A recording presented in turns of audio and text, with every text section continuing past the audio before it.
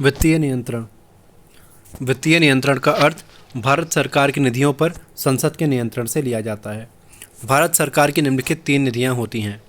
पहला संचित निधि। पहला संचित निधि। अनुच्छेद 266 इसी को जनता का खजाना या भारत का राजकोष कहा जाता है। पहला संचित निधि अनुच्छेद 266 इसी को जनता का खजाना या भारत का राजकोष कहा जाता है। कमाई और उधारी से प्राप्त भारत सरकार की सभी प्राप्तियां इसी निधि में जमा होती हैं। इस निधि से 2 तरह से खर्च किए जाते हैं। पहला भारित व्यय। इस व्यय से राष्ट्रपति, उपराष्ट्रपति, न्यायाधीश इत्यादि के वेतन भत्ते दिए जाते हैं। दूसरा अन्य व्यय। इसी व्यय से बजट बनाया जाता है। इस व्यय के लिए संसद के मतदान की ज़रूरत होती है। कुल मिलाकर भारित व्यय को छोड़कर 1 पाई भी इस निधि से संसद की इजाज़त के बगैर सरकार खर्च नहीं कर सकती।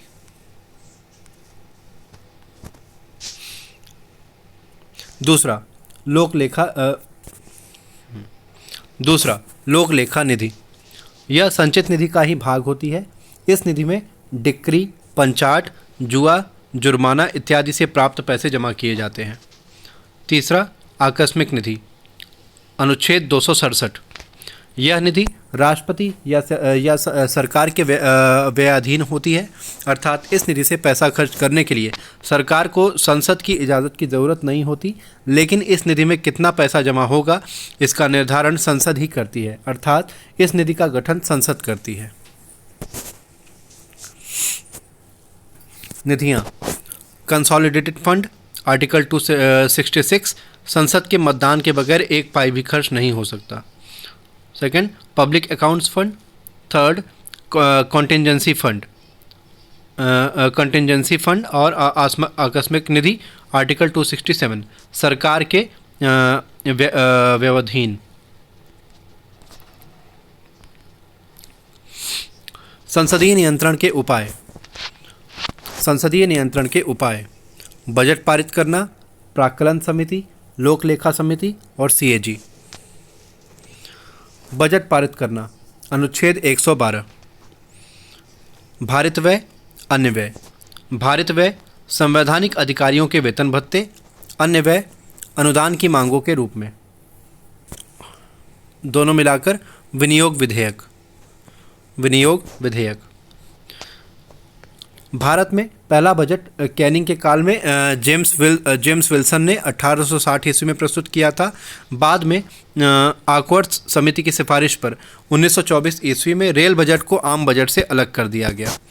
मोदी सरकार ने 2017 में पुनः रेल बजट को आम बजट के साथ मिला दिया। भारतीय संविधान में कहीं भी बजट शब्द का प्रयोग नहीं किया गया है। इसके स्थान पर आय व्यय का वार्षिक विवरण शब्दावली का प्रयोग हुआ है। बजट के 2 भाग होते हैं, भारित व्यय और अन्य व्यय। अन्य व्यय को अनुदान की मांगों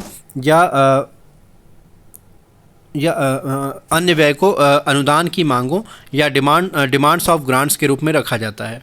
जब सरकार के विभिन्न मंत्रालय खर्च करने हेतु संसद से धन की मांग करते हैं तो इसी को अनुदान की मांग कहा जाता है।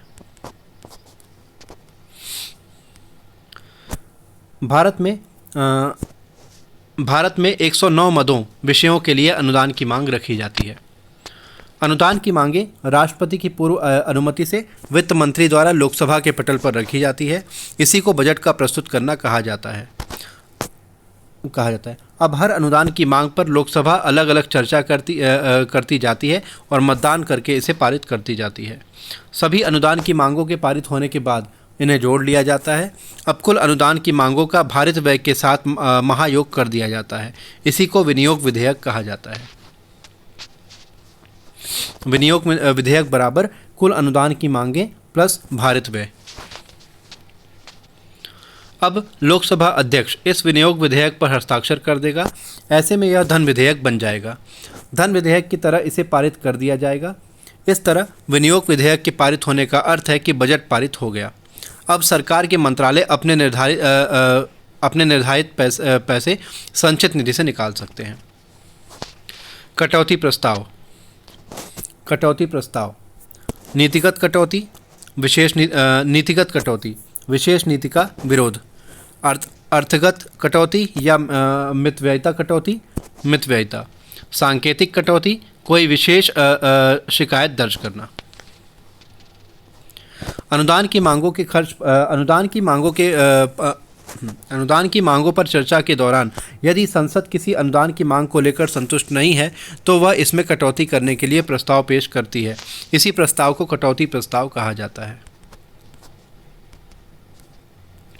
कटौती प्रस्ताव 3 प्रकार का होता है: नीतिगत कटौती प्रस्ताव, अर्थगत कटौती प्रस्ताव और सांकेतिक कटौती प्रस्ताव।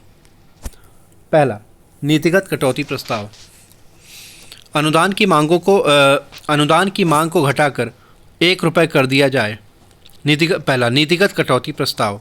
अनुदान की मांग को घटाकर 1 रुपये कर दिया जाए। भाषा से स्पष्ट है कि यहाँ संसद पैसे में कटौती करने के लिए नहीं कह रही है, वरन वह सरकार की किसी नीति को लेकर विरोध दर्ज करा रही है।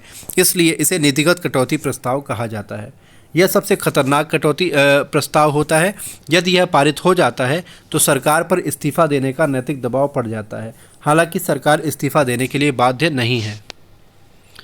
दूसरा, अर्थगत कटौती प्रस्ताव। अनुदान की मांग में रुपए की कटौती कर दी जाए। भाषा से स्पष्ट है कि यहाँ संसद खर्च को कम करने के लिए कह रही है, इसलिए इसे मितव्ययिता कटौती प्रस्ताव कहा जाता है। तीसरा, सांकेतिक कटौती प्रस्ताव। अनुदान की मांग पर 100 रुपये की कमी कर दी जाए।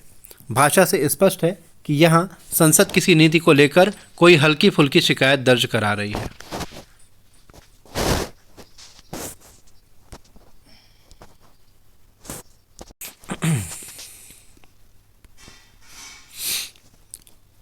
बजट के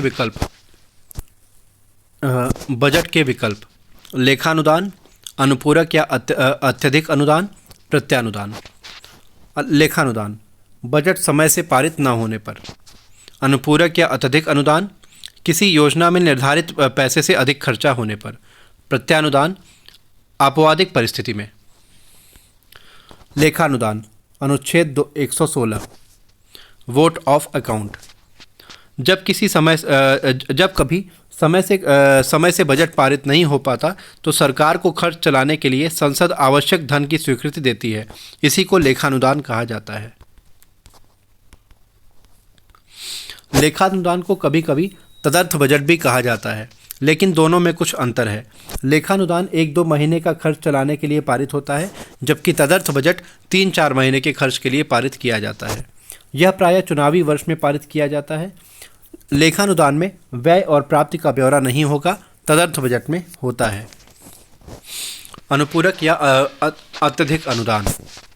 बजट में किसी योजना के लिए जो पैसा निर्धारित किया गया था, यदि योजना के क्रियान्वयन होने पर उससे अधिक पैसे की ज़रूरत पड़ती है तो संसद आवश्यक धन की स्वीकृति दे देती है।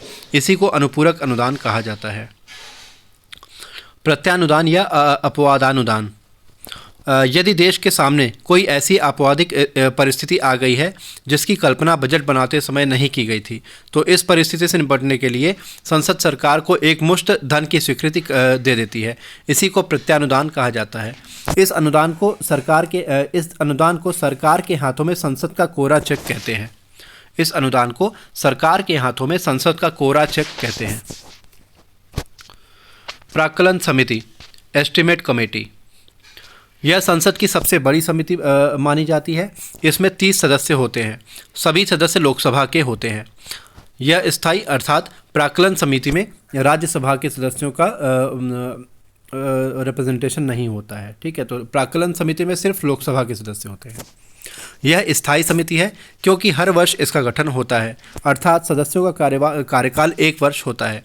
इसका अध्यक्ष लोकसभा अध्यक्ष के द्वारा नियुक्त किया जाता है। इस समिति का कार्य सरकार को मितव्ययिता संबंधी सुझाव देना है, इसलिए इसे मितव्ययिता समिति भी कहा जाता है। लोक लेखा समिति, पब्लिक अकाउंट्स कमेटी, पीएसी। इसे प्राक्कलन समिति की जुड़वा बहन कहा जाता है। हालांकि यह बहुत पुरानी समितियों में से एक है। इसमें कुल 22 सदस्य होते हैं। 15 सदस्य लोकसभा से और 7 सदस्य राज्यसभा से होते हैं। समिति जब कोई निर्णय करती है तो केवल लोकसभा के सदस्य ही वोट करते हैं। यह भी स्थायी समिति है। इसका भी गठन प्रत्येक वर्ष होता है। इसका अध्यक्ष लोकसभा अध्यक्ष के द्वारा विपक्षी सदस्यों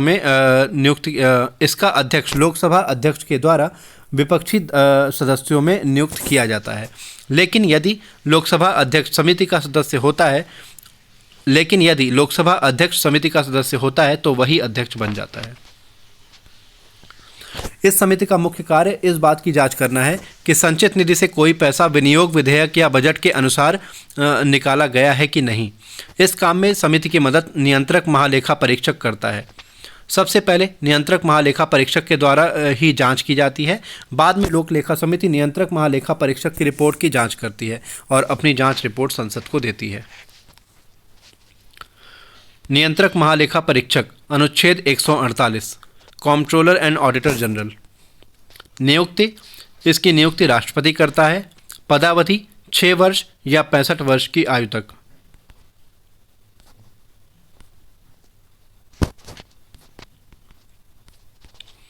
हटाया जाना या महाभियोग, सुप्रीम कोर्ट के न्यायाधीश की तरह हटाया जाता है, अर्थात 2 आधारों पर हटाया जाता है। पहला साबित कदाचार और दूसरा असमर्थता। हटाए जाने के लिए संसद विशेष बहुमत से महाभियोग प्रस्ताव पारित कर देगी, राष्ट्रपति उसे हटा देगा। कार्य एवं शक्तियां। केंद्र सरकार, राज्य सरकार और लिमिटेड कंपनियों के लेखाओं अकाउंट्स की परीक्षा करता है। इसका पद नाम इसके कार्य के अनुरूप है, क्योंकि यह लेखाओं की परीक्षा तो करता ही है लेकिन लेखाओं पर नियंत्रण भी करता। इसका पद नाम इसके कार्य के अनुरूप है, क्योंकि वह लेखाओं की परीक्षा तो करता ही है लेकिन लेखाओं पर नियंत्रण नहीं रखता।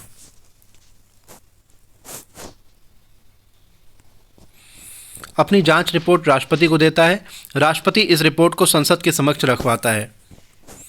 यहाँ से यह रिपोर्ट लोक लेखा समिति प्राप्त करती है। यह समिति इस रिपोर्ट की जांच करके अपनी रिपोर्ट संसद को देती है। इस तरह सीएजी का कार्यकाल लोक लेखा समिति के साथ मिलकर कार्य करता है। लोक लेखा समिति को जनता का वफादार कुत्ता या संसद की तीसरी आंख कहा जाता है, जबकि सीएजी को लोक लेखा समिति का मार्गदर्शक, नीति व दार्शनिक कहा जाता है।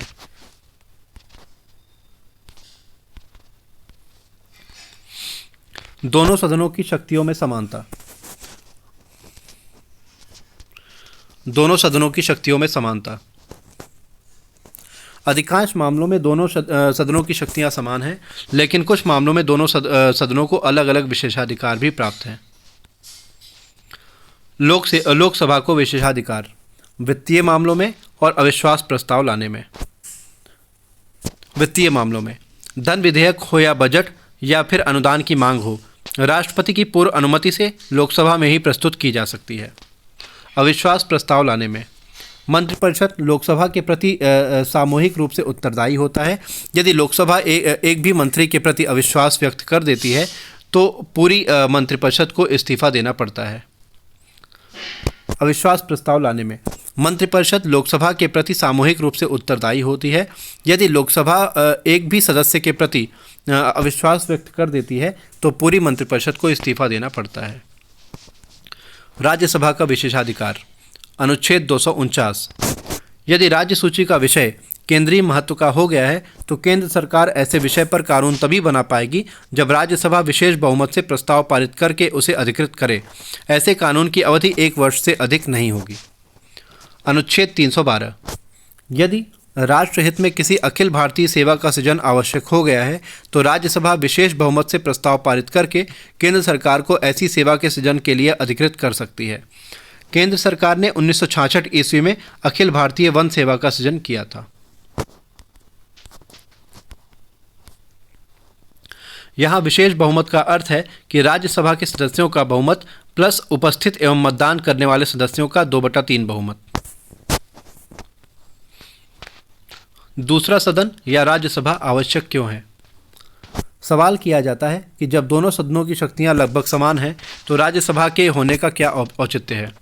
इसके उत्तर में कहा जा सकता है कि पहला, राज्यसभा लोकसभा के मनमानेपन या निरंकुशता पर रोक लगाती है। लोकसभा जल्दबाजी में कोई कानून पारित नहीं कर पाती। दूसरा, इस तरह यह पुनरीक्षण करने वाला सदन है। तीसरा, इसमें अपेक्षाकृत योग्य लोग होते हैं, विशेष रूप से राष्ट्रपति द्वारा मनोनीत सदस्य। चौथा, राज्यसभा संघीय चरित्र को भी व्यक्त करने वाला सदन है। हम जानते हैं कि संघीय प्रणाली में राज्यों का प्रतिनिधित्व करने वाला दूसरा सदन होना चाहिए, लेकिन देखा जाए तो राज्यसभा का चरित्र संघीय नहीं है, क्योंकि राज्यसभा में जनसंख्या के आधार पर प्रतिनिधित्व दिया जाता है। अतः बड़े राज्यों के अधिक प्रतिनिधि होने के कारण राज्यसभा में इन्हीं की चलती है। संघीय चरित्र के लिए यह आवश्यक है कि राज्य छोटा हो या बड़ा, सभी समान संख्या में प्रतिनिधि होने चाहिए। जैसे सीनेट अमेरिका का दूसरा सदन है, वहाँ 50 राज्य हैं, हर राज्य अपने 2 प्रतिनिधि सीनेट में भेजता है। इस तरह सीनेट में कुल 100 सदस्य हैं।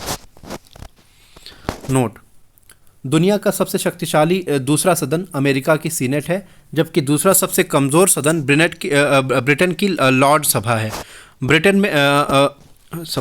ब्रिटेन में यही न्यायालय का काम भी करती है।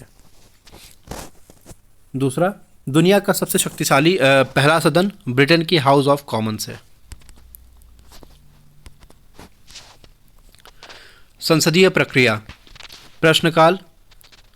संसदीय प्रक्रिया प्रश्नकाल 11 से 12 बजे तक, शून्यकाल ठीक 12 बजे का समय, और प्रस्तावों और विधेयकों का कार्य।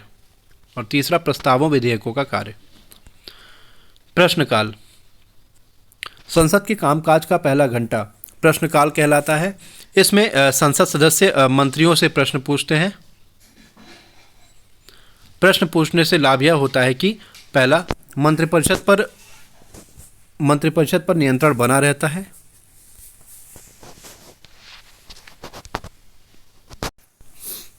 प्रश्नकाल संसद के कामकाज का पहला घंटा प्रश्नकाल कहलाता है। इसमें संसद सदस्य मंत्रियों से प्रश्न पूछते हैं। प्रश्न पूछने से लाभ यह होता है कि पहला, मंत्रिपरिषद पर नियंत्रण बना रहता है, और दूसरा, जनता को पता लगता रहता है कि सरकार उसके लिए क्या कर रही है। प्रश्न पूछने के लिए 10 से 21 दिन की पूर्व सूचना देना आवश्यक है। प्रश्न पूछने के लिए 10 से 21 दिन की पूर्व सूचना देना आवश्यक है। प्रश्न का लिखित उत्तर दिया जाएगा या मौखिक, इसका निर्धारण पीठासीन अधिकारी करेगा। प्रश्नों के प्रकार: तारांकित प्रश्न और अतारांकित प्रश्न। तारांकित प्रश्न। तारांकित प्रश्न: पहला, तारा का निशान बना होता है। दूसरा, इसका मौखिक उत्तर दिया जाता है। तीसरा, पूरक प्रश्न पूछे जा सकते हैं। और चौथा, एक दिन में 20 प्रश्न से अधिक पूछे नहीं जा सकते हैं। अतारांकित प्रश्न: पहला, तारा का निशान नहीं बना होता है। दूसरा, लिखित उत्तर दिए जाते हैं। तीसरा, पूरक प्रश्न नहीं पूछे जा सकते हैं। चौथा, लोकसभा में एक दिन में 230 और राज्यसभा में अनगिनत प्रश्न पूछे जा सकते हैं। और ये दोनों अल्प सूचना प्रश्न होते हैं। तारांकित और अतारांकित प्रश्न अल्प सूचना प्रश्न होते हैं।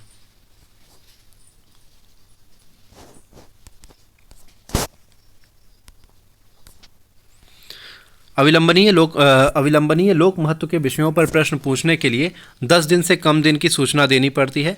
ऐसे ही प्रश्न को अल्प सूचना प्रश्न कहते हैं। ऐसा प्रश्न केवल एक दिन में केवल एक ही पूछा जा सकता है।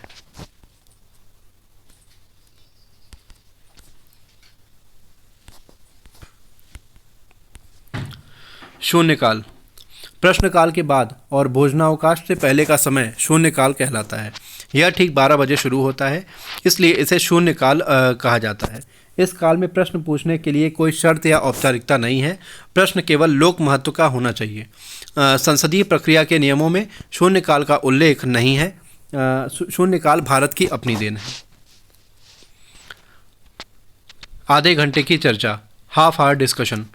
यह चर्चा सोमवार, बुधवार और शुक्रवार को 5:30 बजे से शुरू होती है। इस चर्चा में उन प्रश्नों का स्पष्टीकरण किया जाता है जिसका उत्तर प्रश्नकाल में दिया जा चुका है, लेकिन और स्पष्टीकरण की आवश्यकता है। अविश्वास प्रस्ताव, नो कॉन्फिडेंस मोशन। हम जानते हैं कि मंत्रिपरिषद लोकसभा के प्रति सामूहिक रूप से उत्तरदायी होती है। अतः लोकसभा एक भी मंत्री के विरुद्ध अविश्वास व्यक्त कर दे तो पूरी मंत्रिपरिषद को इस्तीफा देना पड़ता है। लोकसभा जिस प्रस्ताव के माध्यम से अपना अविश्वास व्यक्त करती है उसे ही अविश्वास प्रस्ताव कहा जाता है।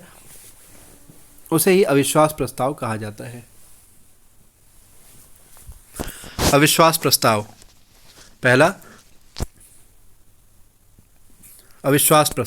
पहला, लोकसभा में विपक्ष के द्वारा लाया जाता है। दूसरा, इसे लाने के लिए 10 दिन की पूर्व सूचना देनी पड़ती है। तीसरा, प्रस्ताव लोकसभा के 50 सदस्यों की पूर्व सहमति से ही लाया जा सकता है। चौथा, प्रस्ताव लाए जाने के बाद इस पर चर्चा होती है, एक दूसरे पर आरोप प्रत्यारोप लगाए जाते हैं। जब सभी इच्छुक सदस्य बोल लेते हैं तो अंत में मतदान होता है। यदि प्रस्ताव पारित हो जाता है तो मंत्रिपरिषद या सरकार को अनिवार्य रूप से इस्तीफा देना पड़ता है। विश्वास प्रस्ताव। सरकार जिस प्रस्ताव के माध्यम से लोकसभा में अपना बहुमत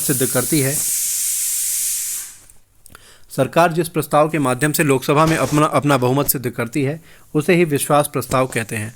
यदि विश्वास प्रस्ताव पारित हो जाता है तो इसका अर्थ है कि सरकार का लोकसभा में बहुमत है। यदि प्रस्ताव गिर जाता है तो सरकार को इस्तीफा देना पड़ता है। ध्यानाकर्षण प्रस्ताव। इस प्रस्ताव के माध्यम से संसद सदस्य मंत्री जी का ध्यान अविलंबनीय लोक महत्व के विषयों की ओर दिलाते हैं। इस प्रस्ताव का स्रोत समाचार पत्र होता है, जैसे किसी रेल दुर्घटना की खबर। धन्यवाद प्रस्ताव राष्ट्रपति को। नई लोकसभा के गठन पर या वर्ष के पहले सत्र की शुरुआत में राष्ट्रपति दोनों सदनों को एक साथ बुलाकर संबोधित करते हैं। इस संबोधन में वे सरकार की नीतियों की घोषणा करते हैं। उनके अभिभाषण के बाद संसद सदस्य उन्हें धन्यवाद देने के लिए जो प्रस्ताव लाते हैं वही धन्यवाद प्रस्ताव कहलाता है। यदि यह प्रस्ताव पारित हो जाता है तो इसका अर्थ है कि संसद सरकार की नीतियों से संतुष्ट है। स्थगन प्रस्ताव। संसद में किसी अविलंबनीय लोक महत्व के विषय को उठाने के लिए संसद में चल रही कार्यवाही को स्थगित करना जरूरी होता है। जिस प्रस्ताव के माध्यम से यह कार्यवाही स्थगित कराई जाती है उसे ही स्थगन प्रस्ताव कहा जाता है। स्थगन प्रस्ताव लाने के लिए 50 सदस्यों की पूर्व स्वीकृति आवश्यक है। यह प्रस्ताव वास्तव में विपक्ष द्वारा लाया गया निंदा प्रस्ताव होता है। इस प्रस्ताव के माध्यम से विपक्ष सरकार की हर मोर्चे पर विपक्ष सरकार को हर मोर्चे पर विफल घोषित करने की कोशिश करता है। नियम 184। इस नियम के अंतर्गत यदि किसी मुद्दे पर चर्चा होती है तो चर्चा के बाद मतदान भी होता है। इसलिए अल्पमत वाली गठबंधन सरकार इस नियम के अंतर्गत चर्चा कराने से बचती है, क्योंकि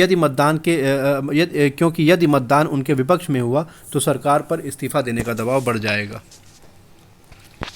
नियम 377। इस नियम के अंतर्गत ऐसे मुद्दे चर्चा के लिए उठाए जाते हैं जिन्हें अन्य किसी नियम से नहीं उठाया जा सकता, जैसे संसद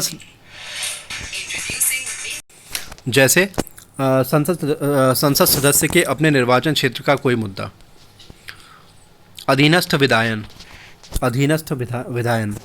संसद के पास समय का अभाव रहता है, इसलिए संसद कानून की मोटी मोटी रूपरेखा बना देती है। इसे विस्तार से बनाने की जिम्मेदारी मंत्रिपरिषद पर छोड़ देती है। इस तरह संसद के अधीन रहते हुए मंत्रिपरिषद द्वारा बनाए गए कानून को अधीनस्थ विधायन या प्रदत्त विधायन कहते हैं। समापन। सामान्य समापन, गिलोटिन समापन और कंगारू समापन। जब सदन में चल रही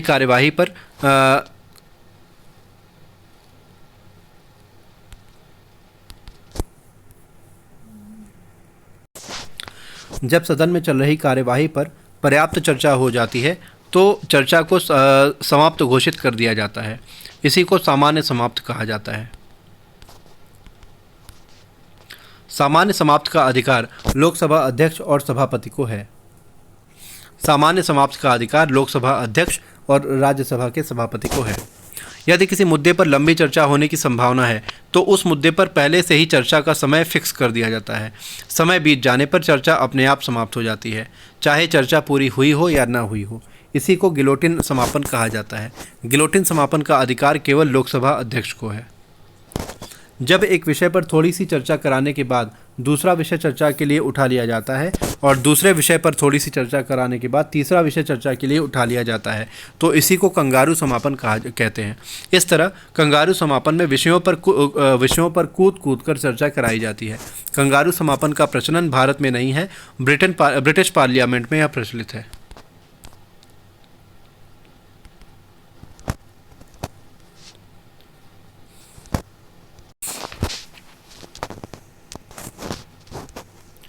राज्य विधानमंडल भाग 6 अनुच्छेद 168 से 213 तक। ऊपरी सदन विधान परिषद, निम्न सदन विधानसभा। विधान परिषद सदस्य संख्या विधानसभा का 1/3 लेकिन 40 से कम नहीं। 1/6 सदस्यों का मनोनयन राज्यपाल द्वारा। 5/6 सदस्यों का चुनाव 4 प्रकार के मतदाताओं द्वारा। पहला 1/3 का चुनाव विधानसभा सदस्यों द्वारा। 1/3 दूसरा 1/3 का चुनाव स्थानीय निकायों द्वारा, प्रधान plus BDC block development council द्वारा। तीसरा 1/12 का चुनाव 3 वर्ष के स्नातकों द्वारा। और चौथा 1/12 का चुनाव माध्यमिक शिक्षकों द्वारा। विधानसभा न्यूनतम 60 अधिकतम 500 सदस्य। चुनाव जनता करती है। राज्यपाल एक एंग्लो इंडियन मनोनीत करता है। नोट यदि केंद्र वाले अनुच्छेद में 89 जोड़ दिया जाए तो राज्य का संबंधित अनुच्छेद निकल जाता है। जैसे राज्यसभा और विधान परिषद दोनों ऊपरी सदन है। राज्यसभा अनुच्छेद 80 में है, अतः विधान परिषद 80 + 89 अनुच्छेद 169 में होगा। यदि योग 200 से ऊपर होने लगे तो 89 के स्थान पर 90 जोड़ा जाए। जैसे राष्ट्रपति का अध्यादेश अनुच्छेद 123 में है तो राज्यपाल का अध्यादेश होगा 123 + 90 अनुच्छेद 213 में।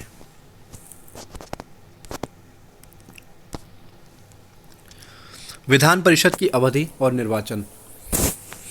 राज्यसभा की तरह विधान परिषद भी स्थायी सदन है। इसके सदस्यों का कार्यकाल 6 वर्ष होता है।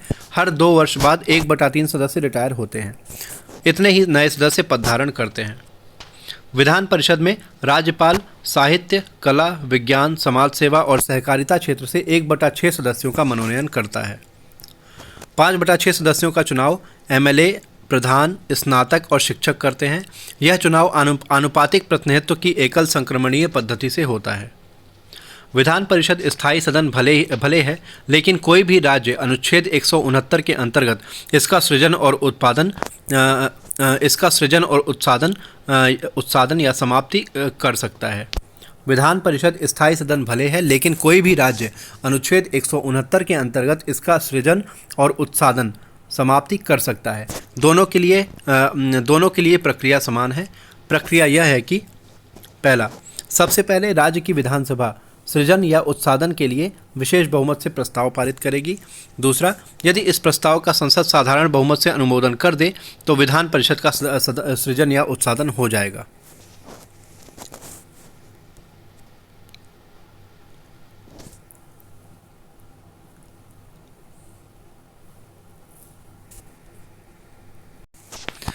वर्तमान में केवल 6 राज्यों में विधान परिषद मौजूद है।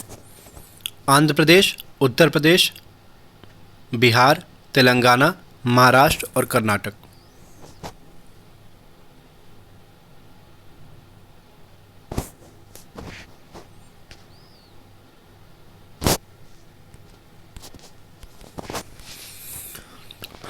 विधानसभा की अवधि और निर्वाचन। लोकसभा की तरह विधानसभा भी अस्थायी सदन है। इसकी सामान्य अवधि 5 वर्ष है, लेकिन 5 वर्ष से पहले भी राज्यपाल इसका विघटन कर सकता है। आपातकाल में संसद इसकी अवधि बढ़ा सकती है, अधिकतम 1 वर्ष। विधानसभा के सदस्यों का चुनाव सीधे जनता करती है। यदि राज्यपाल को लगता है कि विधानसभा में एंग्लो इंडियन समुदाय का पर्याप्त प्रतिनिधित्व नहीं है तो वह एक एंग्लो इंडियन का मनोनयन कर सकता है। योग्यताएं। विधानसभा की स्थिति में सदस्य की न्यूनतम आयु 25 वर्ष, जबकि विधान परिषद की स्थिति में 30 वर्ष होनी चाहिए। सदस्य को लाभ के पद पर नहीं होना चाहिए। लाभ के पद की व्याख्या विधानसभा करेगी। अयोग्य घोषित किया जाना। यदि लाभ के पद के कारण कोई अयोग्य घोषित हो गया है तो उसकी अयोग्यता का निर्धारण निर्वाचन आयोग की सलाह से राज्यपाल करेगा। दूसरा, यदि दल बदल के कारण कोई अयोग्य घोषित हो गया है तो उसकी अयोग्यता का निर्धारण विधानसभा अध्यक्ष या सभापति करेगा। पद रिक्ति। मृत्यु हो जाने पर, इस्तीफा दे देने पर, अयोग्य घोषित होने पर, शपथ न लेने पर, और पांचवा, बिना बताए लगातार 60 दिनों तक विधानमंडल के अधिवेशनों से गायब हो रहने पर। शपथ। राज्यपाल या उसके द्वारा नियुक्त प्रोटेम स्पीकर के समक्ष शपथ लेते हैं। बैठक। अनुच्छेद 174 के अंतर्गत।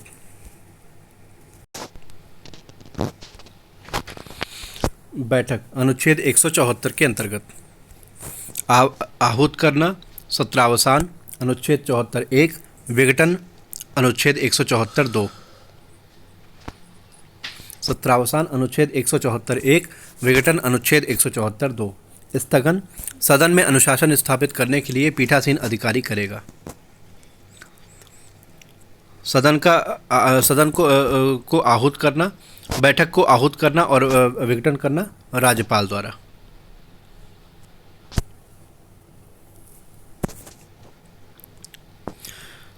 बैठक के लिए कोरम। सदन की कुल सदस्य संख्या का 1/10। सत्रावसान की अधिकतम अवधि 6 माह। सदनों के अधिकारी। विधान परिषद के अधिकारी सभापति और उपसभापति। विधानसभा के अधिकारी विधानसभा अध्यक्ष और विधानसभा के अधिकारी विधानसभा अध्यक्ष और उपाध्यक्ष।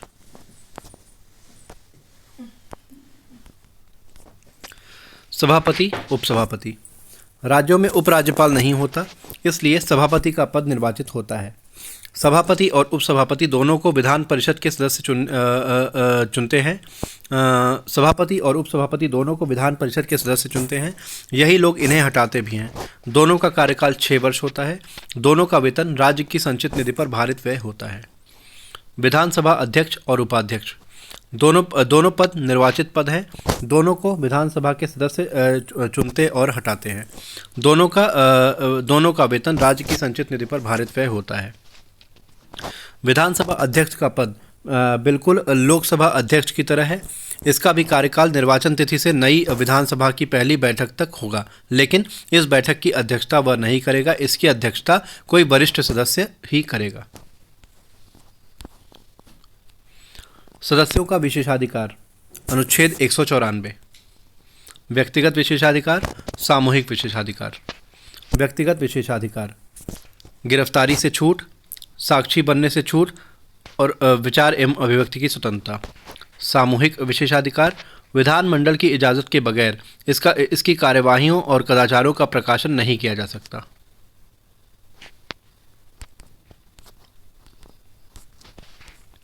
विधानमंडल के कार्य एवं शक्तियाँ। विधान निर्माण, वित्तीय नियंत्रण, मंत्रिपरिषद पर नियंत्रण, संविधान संशोधन का अधिकार नहीं। संविधान संशोधन का अधिकार नहीं है। महाभियोग लगाने का अधिकार नहीं है। विधान निर्माण। विधान निर्माण विधेयक पारित करके किया जाता है। राज्य में केवल 2 विधेयक होते हैं, साधारण विधेयक और धन विधेयक। साधारण विधेयक।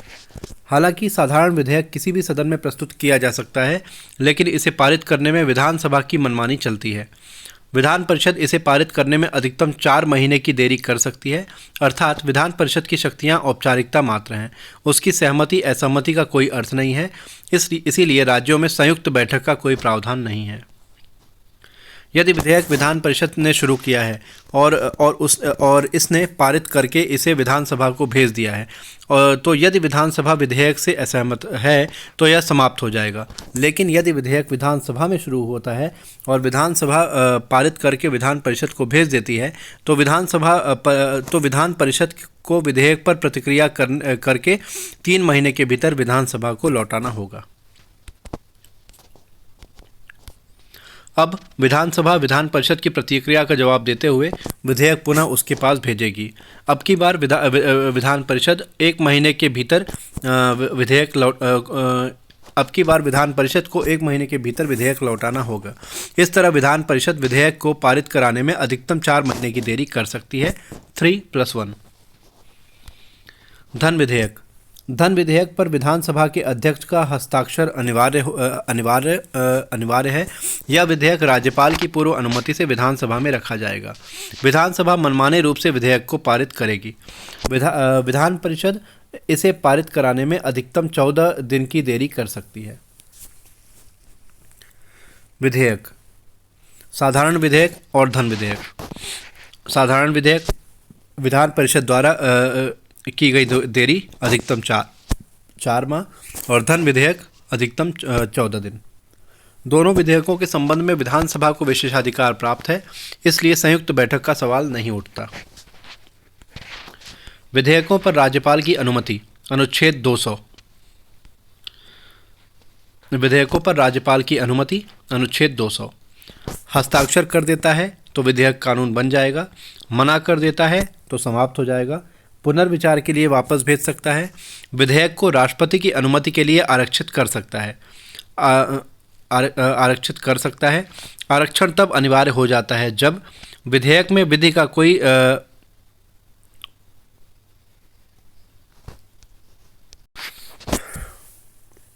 विधेयक को राष्ट्रपति की अनुमति के लिए आरक्षित कर सकता है। आरक्षण तब अनिवार्य हो जाता है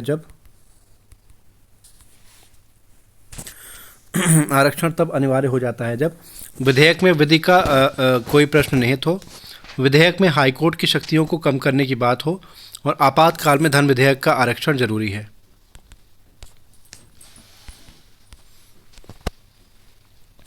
आरक्षित विधेयक पर राष्ट्रपति की अनुमति। अनुच्छेद 201। विधेयक पर हस्ताक्षर कर सकता है, इनकार कर सकता है, सदनों के पास पुनर्विचार के लिए भेज सकता है। 6 महीने के अंदर विधेयक पर पुनर्विचार करके विधेयक को राष्ट्रपति के पास पुनः भेजना होगा, लेकिन अब की बार भी राष्ट्रपति हस्ताक्षर करने के लिए बाध्य नहीं है। यदि धन विधेयक है तो राष्ट्रपति या तो हस्ताक्षर करेगा या मना करेगा, लेकिन पुनर्विचार के लिए वापस नहीं भेजेगा। प्रश्न। राज्यपाल राष्ट्रपति के की अनुमति के लिए विधेयक आरक्षित करता है। अनुच्छेद 200 के अंतर्गत। राज्य का बजट। अनुच्छेद 202। राज्य का बजट। अनुच्छेद 202। राज्य की संचित निधि पर। भारित व्यय, अन्य व्यय। भारित व्यय। राज्यपाल, उच्च न्यायालय के न्यायाधीश, विधानसभा के अध्यक्ष, उपाध्यक्ष, सभापति और उपसभापति के वेतन भत्ते। अन्य व्यय अनुदान की मांगों के रूप में।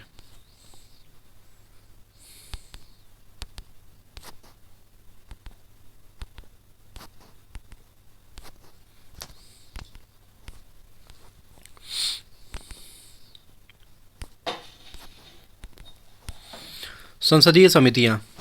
संसद अपना कामकाज आसानी से और शीघ्रता से करने के लिए संसदीय समितियों का निर्माण करती है।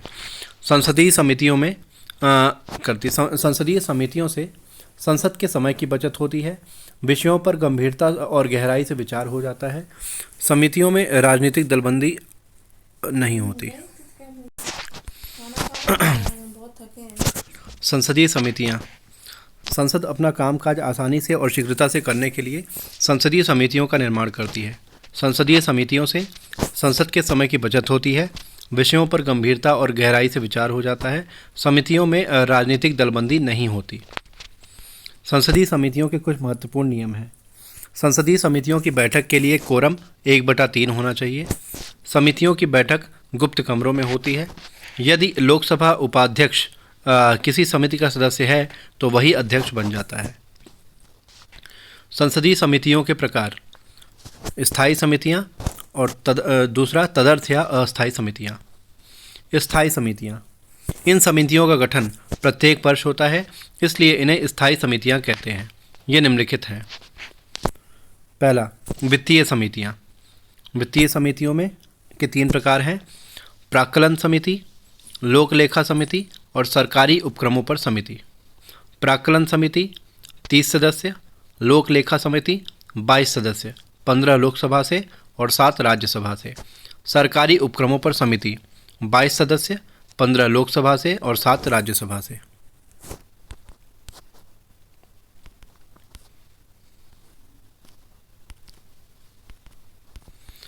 विभागीय समितियां इसमें 45 सदस्य होते हैं।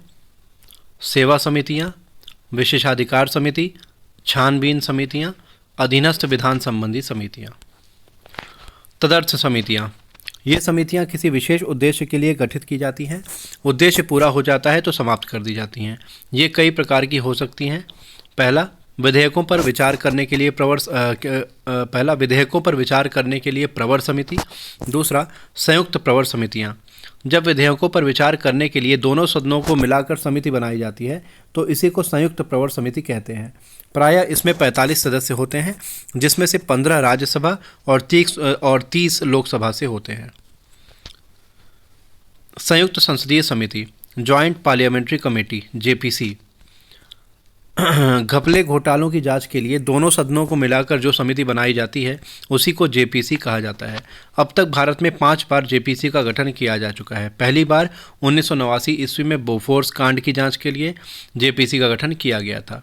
5वीं बार 2001 में 2G स्पेक्ट्रम घोटाले की जांच के लिए जेपीसी का गठन किया गया था। केंद्रीय कार्यपालिका। केंद्रीय कार्यपालिका भाग 5 अनुच्छेद 52 से 78 तक। केंद्रीय कार्यपालिका भाग 5 अनुच्छेद 52 से 78 तक।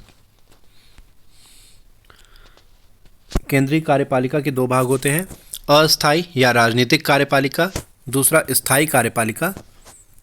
स्थायी कार्यपालिका। अस्थायी या राजनीतिक कार्यपालिका। अस्थायी या राजनीतिक कार्यपालिका के भी 2 भाग होते हैं। पहला, नाम मात्र की या संवैधानिक कार्यपालिका अर्थात राष्ट्रपति, और दूसरी वास्तविक कार्यपालिका अर्थात मंत्रिपरिषद या सरकार, और दूसरी स्थायी कार्यपालिका यानी कि नौकरशाही, ब्यूरोक्रेसी। अनुच्छेद 53 में कहा गया है कि केंद्र की सारी कार्यपालिका शक्तियां राष्ट्रपति में निहित होगी, लेकिन इसका प्रयोग वह अपने अधीन मंत्रिपरिषद की सहायता व सलाह से करेगा। इससे स्पष्ट हो जाता है कि केंद्र सरकार का संवैधानिक प्रधान राष्ट्रपति है, इसलिए इसे राष्ट्राध्यक्ष हेड ऑफ स्टेट कहा जाता है, लेकिन उसकी शक्तियां नाम मात्र की हैं। वास्तविक शक्ति मंत्रिपरिषद में है। मंत्रिपरिषद का अगुवा प्रधानमंत्री होता है, इसलिए प्रधानमंत्री को हेड ऑफ गवर्नमेंट कहा जाता है। इसे हम एक रूपक के द्वारा समझ सकते हैं। यह शासन रूपी रथ राष्ट्रपति का है, इसे मंत्री रूपी घोड़े खींच रहे हैं और प्रधानमंत्री रूपी सारथी हाँक रहा है। राष्ट्रपति, प्रेसिडेंट, अनुच्छेद 52। निर्वाचन अनुच्छेद 54-55।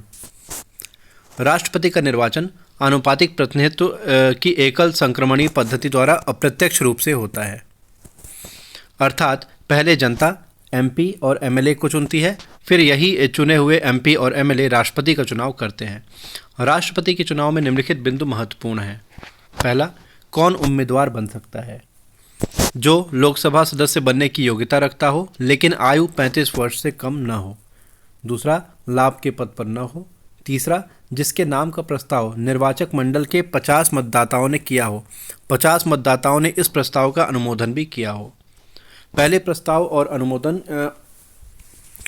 प्रस्तावक और अनुमोदक 10-10 हुआ करते थे। जिसने निर्वाचन कार्यालय में 15,000 की जमानत राशि जमा करती हो। कौन मतदाता हो सकता है? राज्यसभा और लोकसभा के सभी निर्वाचित सदस्य, राज्यों की विधानसभाओं के सभी निर्वाचित सदस्य अर्थात एमएलए, दिल्ली और पौंडीचेरी के निर्वाचित सदस्य। यह स्मरण रहे कि 70वें संविधान संशोधन में दिल्ली और पौंडीचेरी को राष्ट्रपति के चुनावों में भाग लेने का अधिकार दिया गया है। मत मूल्य कैसे निकाला जाता है? यदि सभी एमपी मिलकर संपूर्ण देश की जनता का प्रतिनिधित्व करते हैं तो सभी राज्यों के एमएलए भी मिलकर संपूर्ण देश की जनता का प्रतिनिधित्व करते हैं।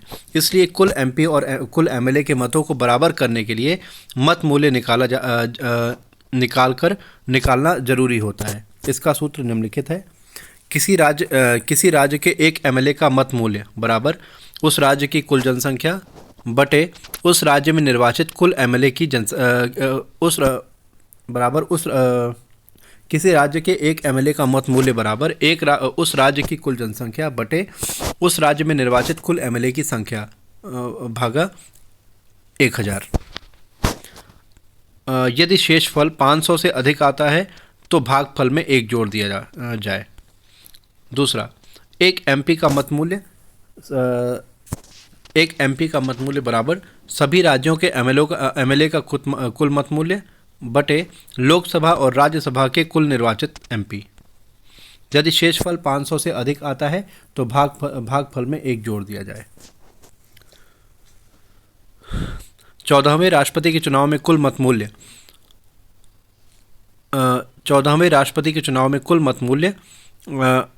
10,98,884 निकाले गए। निर्वाचन प्रक्रिया कैसे चलती है? राष्ट्रपति का चुनाव आनुपातिक प्रतिनिधित्व की एकल संक्रमणी पद्धति से होता है। इस पद्धति में मतदाता अपनी पसंद के अनुसार 1, 2 और 3 के वरीयता क्रम में वोट देता है। मतदान समाप्त होने के बाद मतगणना शुरू होती है। मतगणना की शुरुआत में निर्वाचन कोटा निकाल लिया जाता है। निर्वाचन कोटा बराबर पड़े कुल वैध मतों की संख्या बटे 2 + 1 या पड़े कुल वैध मतों की संख्या अर्थात कुल मत मूल्य बटे 2 + 1 तो बराबर 10,98,884 बटा 2 + 1 बराबर 4,59,443। इस तरह राष्ट्रपति के चुनाव में निर्वाचन कोटा के बराबर मत पाने वाले को ही विजयी घोषित किया जाता है। निर्वाचन कोटा निकालने के बाद प्रथम दौर की मतगणना शुरू होती है। इस दौर में प्रथम वरीयता के ही मत गिने जाते हैं। यदि किसी उम्मीदवार को निर्वाचन कोटा के बराबर प्रथम वरीयता के मत हासिल हो जाता है तो उसे विजयी घोषित कर दिया जाता है। यदि किसी भी उम्मीदवार को प्रथम वरीयता के मत निर्वाचन कोटा के बराबर नहीं हासिल होते हैं तो दूसरे दौर की मतगणना शुरू होगी। इस दौर में द्वितीय वरीयता के मत गिने जाएंगे। दूसरा काम यह किया जाएगा कि प्रथम दौर में जिस उम्मीदवार को सबसे कम वोट मिले हैं उसे निर्वाचन प्रक्रिया से बाहर कर दिया जाएगा, लेकिन उसके प्रथम वरीयता मतों को ले लिया जाएगा। अब इन मतों को ऊपर से उम्मीदवारों में उस अनुपात में बांट दिया जाएगा जिस अनुपात में उन्होंने द्वितीय वरीयता के मत हासिल किए हैं। यदि इस बंटवारे से किसी उम्मीदवार को निर्वाचन कोटा के बराबर मत हासिल हो जाते हैं तो उसे विजयी घोषित कर दिया जाता है। इस तरह इस प्रणाली में वोटों का संक्रमण नीचे से ऊपर की ओर होता है, इसलिए इसे एकल संक्रमणीय पद्धति कहा जाता है। क्या राष्ट्रपति पुनर्निर्वाचन का पात्र है? अनुच्छेद 57। इस बारे में संविधान मौन है, अतः कोई व्यक्ति जब तक चुना जाता रहे तब तक राष्ट्रपति बना रह सकता है। अमेरिका में कोई व्यक्ति केवल 2 बार राष्ट्रपति बन सकता है। चुनावी विवादों का निपटारा कौन करता है? सर्वोच्च न्यायालय करता है, लेकिन सर्वोच्च न्यायालय इस आधार पर राष्ट्रपति के चुनाव को अवैध नहीं घोषित कर सकता कि निर्वाचक मंडल में रिक्त थी।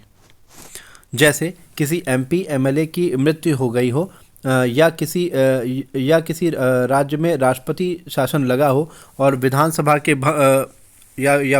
भंग कर दी गई हो तो इसी को निर्वाचक मंडल में रिक्त कहेंगे। यदि राष्ट्रपति का चुनाव किसी वजह से अवैध घोषित किया जाता है तो भी इस पद पर रहते हुए राष्ट्रपति ने जो कार्य किए हैं उन कार्यों को अवैध घोषित नहीं किया जा सकेगा। यदि राष्ट्रपति का चुनाव किसी वजह से अवैध घोषित किया जाता है तो भी इस पद पर रहते हुए राष्ट्रपति ने जो कार्य किए हैं उन कार्यों को अवैध घोषित नहीं किया जा सकेगा। राष्ट्रपति चुनाव का इतिहास। डॉक्टर राजेंद्र प्रसाद 2 बार अनिर्वाचित राष्ट्रपति बने। एक बार उन्हें संविधान सभा ने राष्ट्रपति बनाया था। राष्ट्रपति बनने से पूर्व वे कृषि मंत्री थे।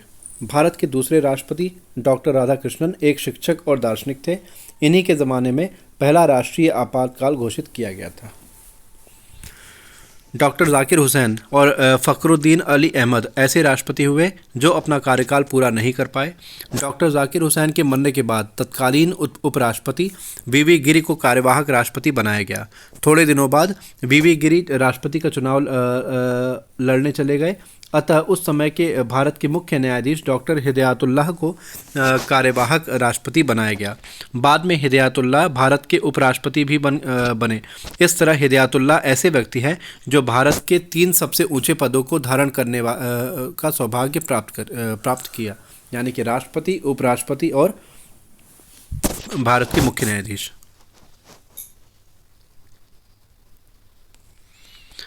वीवी गिरी राष्ट्रपति बनने से पहले एक मजदूर नेता थे। यही ऐसे पहले राष्ट्रपति हैं जो स्वतंत्र उम्मीदवार के रूप में निर्दल चुनाव जीते। यही एकमात्र ऐसे राष्ट्रपति हैं जो द्वितीय वरीयता के मत से चुनाव जीते। डॉक्टर नीलम संजीव रेड्डी एकमात्र ऐसे राष्ट्रपति हुए जो एक बार चुनाव हार कर दोबारा निर्विरोध जीते। ज्ञानी जैल सिंह पहले सिख राष्ट्रपति हुए। वे अपने कार्यकाल के दौरान राष्ट्रमंडल के अध्यक्ष भी थे। पहले दलित राष्ट्रपति के.आर. नारायणन थे। 14वें राष्ट्रपति रामनाथ कोविंद भी दलित राष्ट्रपति हैं। अल्पसंख्यक समुदाय के राष्ट्रपतियों में डॉक्टर जाकिर हुसैन, फ़खरुद्दीन अली अहमद, ज्ञानी जैल सिंह और डॉक्टर अब्दुल कलाम शामिल हैं। शपथ। राष्ट्रपति की शपथ। अनुच्छेद 60। सर्वोच्च न्यायालय का मुख्य न्यायाधीश शपथ दिलाता है, ईश्वर के नाम पर संविधान की रक्षा की शपथ लेता है। इसलिए राष्ट्रपति को संविधान का अभिभावक कहा जाता है। वेतन। राष्ट्रपति का वेतन 5 लाख है। यह संचित निधि पर भारित व्यय है। पदावधि। अनुच्छेद 56। राष्ट्रपति का पद 5 वर्ष होगी। राष्ट्रपति की पदावधि 5 वर्ष होगी, लेकिन जब तक उत्तराधिकारी चुन नहीं लिया जाता तब तक पद पर बना रहेगा। मृत्यु, उपराष्ट्रपति को इस्तीफा देने और महाभियोग से हटाए जाने पर पदावधि समाप्त हो सकती है। महाभियोग। अनुच्छेद 61। राष्ट्रपति पर महाभियोग। अनुच्छेद 61। इम्पीचमेंट। राष्ट्रपति पर महाभियोग केवल संविधान के उल्लंघन पर ही लगाया जा सकता है। संविधान के उल्लंघन का अर्थ यही है कि राष्ट्रपति ने मंत्रिपरिषद की सलाह न मानी हो। कोई भी सदन महाभियोग लगा सकता है, लेकिन महाभियोग लगाने के लिए सदन के 1/4 सदस्यों की पूर्व सहमति जरूरी होगी और राष्ट्रपति को इसकी सूचना 14 दिन पूर्व देना होगा। एक सदन महाभियोग लगाता है तो दूसरा सदन राष्ट्रपति के ऊपर लगे आरोपों की सुनवाई करता है। इस दौरान राष्ट्रपति अपने वकील के माध्यम से अपना पक्ष रख सकता है। यदि राष्ट्रपति पर लगाया गया आरोप सही पाया जाता है तो दोनों सदन अपनी कुल सदस्य संख्या के 2/3 बहुमत से आरोप को सिद्ध कर देंगे। ऐसे में राष्ट्रपति को अपना पद छोड़ना पड़ेगा। उपरोक्त से स्पष्ट है कि महाभियोग प्रक्रिया न्यायिक प्रक्रिया की तरह चलती है। इसीलिए महाभियोग को अर्ध न्यायिक प्रक्रिया कह दिया जाता है। पद रिक्ति। अस्थायी पद रिक्ति और स्थायी पद रिक्ति। अस्थायी पद रिक्ति। बीमार पड़ने पर, लंबी छुट्टी पर जाने पर और लंबी विदेश यात्रा। स्थायी पद रिक्ति। मृत्यु होने पर, इस्तीफा देने पर और हटाए जाने पर। हर तरह की पदरिक्ति की स्थिति में कार्यवाहक राष्ट्रपति उपराष्ट्रपति बनेगा। उपराष्ट्रपति के न रहने पर भारत का मुख्य न्यायाधीश कार्यवाहक राष्ट्रपति बनेगा। स्थायी पदरिक्ति की स्थिति में हर हाल में 6 महीने के भीतर चुनाव करा लिया जाएगा।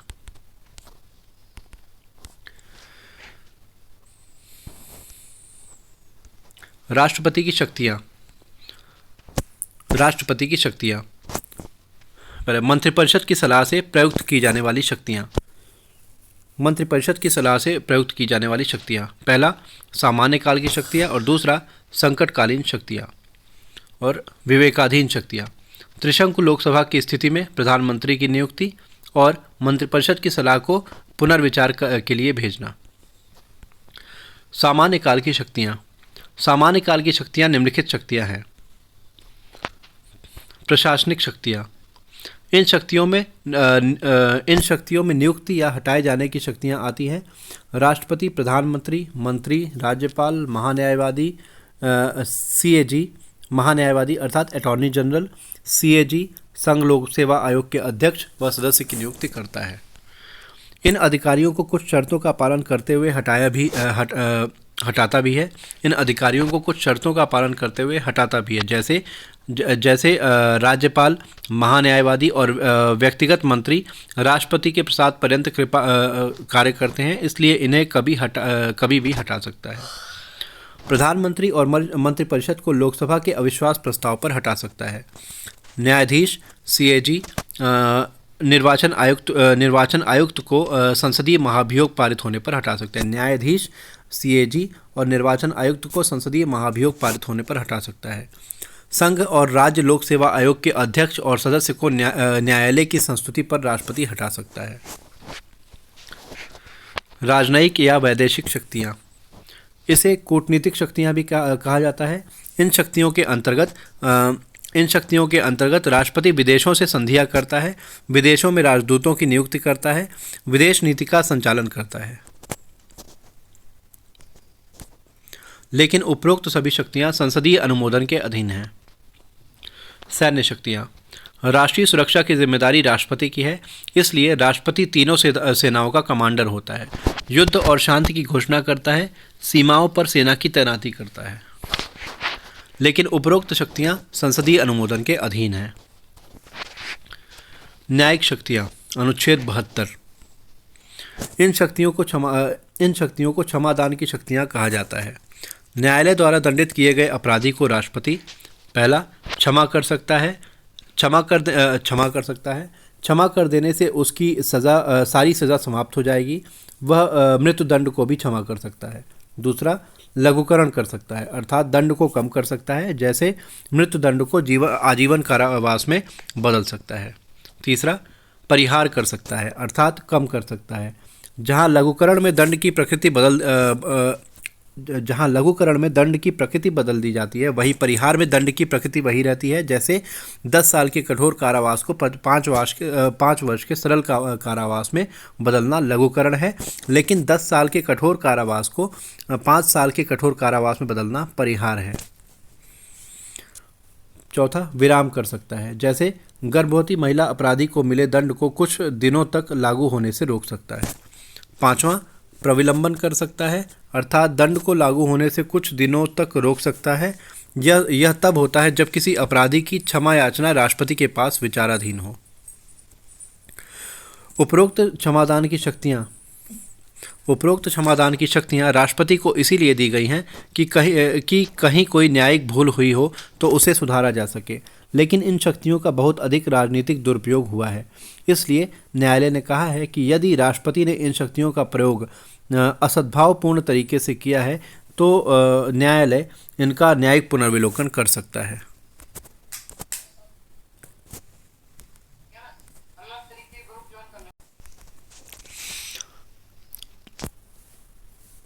अर्थात न्यायालय इन्हें न्यायिक समीक्षा करके इन्हें रद्द कर सकता है। क्षमादान की शक्तियाँ, सज़ा का समाप्त हो जाना, क्षमा करना, सज़ा को कम करना।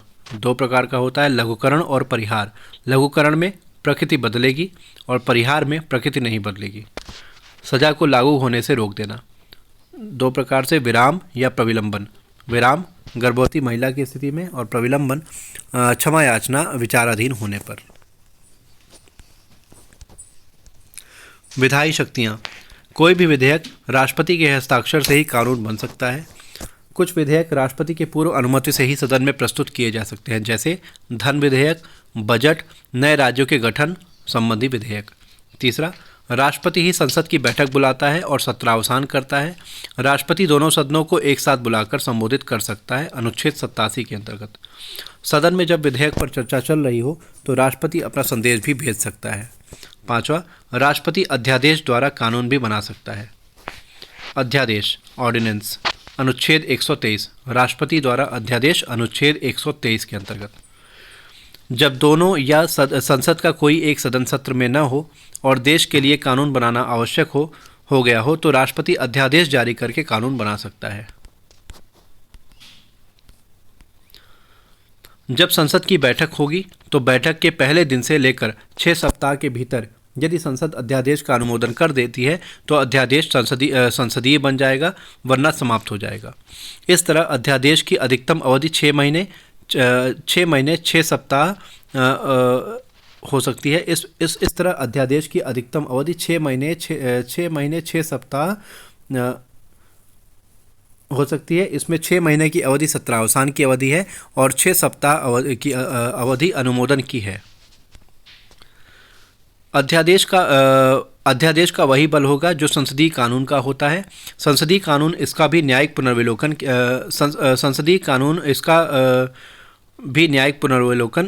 किया जा सकता है। अध्यादेश का वही बल होगा जो संसदीय कानून का होता है। संसदीय कानून की तरह इसका भी न्यायिक पुनर्विलोकन किया जा सकता है।